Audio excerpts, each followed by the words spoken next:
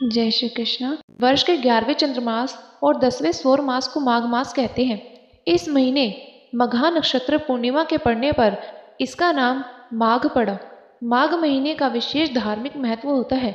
मान्यता है कि माघ माह में किए हुए स्नान पाप कर्मों से मुक्ति दिलाने वाले होते हैं। इस माघ मास के सभी अध्यायों का फल प्राप्त करने के लिए आपको सारे महात्म की वीडियो हमारे चैनल और प्लेलिस्ट में मिल जाएगी।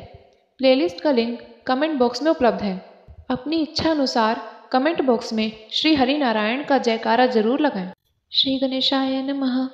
माघ महात्म का दूसरा अध्याय। महर्षि वशिष्ठ का राजा दिलीप को माघ महात्म सुनाना।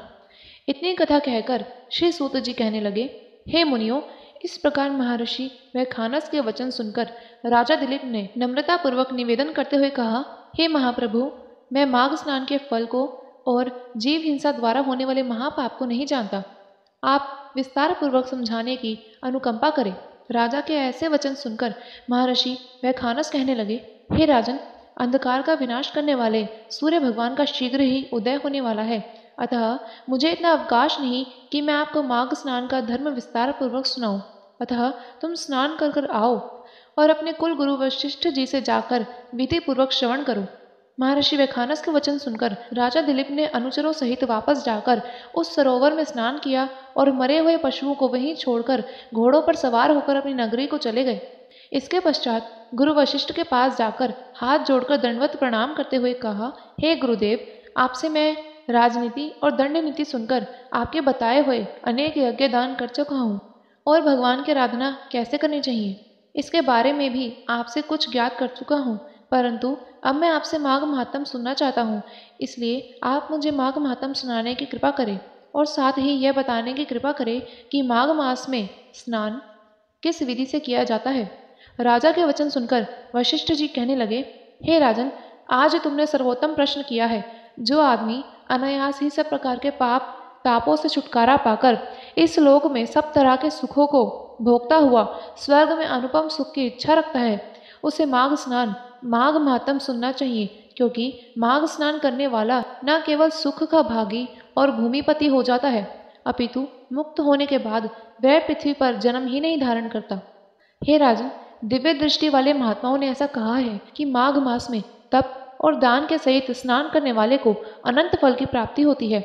उसे धर्म, अर्थ, काम और मोक्ष, इन चारों पदार्थों की प्राप्ति हो जाती है।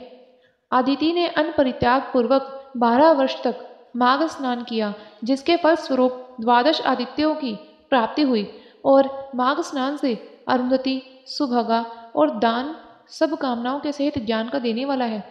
अतः जो लोग ज्ञानी और वन में तपस्या करने वाले महात्माओं तथा विष्णु भक्तों को मिलते हैं, वह ही पुण्य लोक सदा माघ स्नान करने वाले लोगों को मिल जाया करते हैं। यद्यपि अन्य पुण्यों के क्षीण हो जाने पर मनुष्य देवलोक से लौटकर पृथ्वी पर जन्म धारण किया करते हैं, परंतु माघ स्नान करने वाला फिर कभी पृथ्वी पर लौटकर नहीं आता, अर्थात उसे मुक्ति मिल जाती है। जो व्यक्ति माघ स्नान करके गुड़ तथा तिल का दान करता है, उसके सभी पाप दूर हो जाते हैं और वह निर्मल हो जाता है। सब दानों में तिल विशेषकर पापों का नाश करने वाला है। इसलिए हे राजन, यत्न पूर्वक माघ मास में तिल का दान करे और यथाशक्ति ब्राह्मणों को भोजन करावे।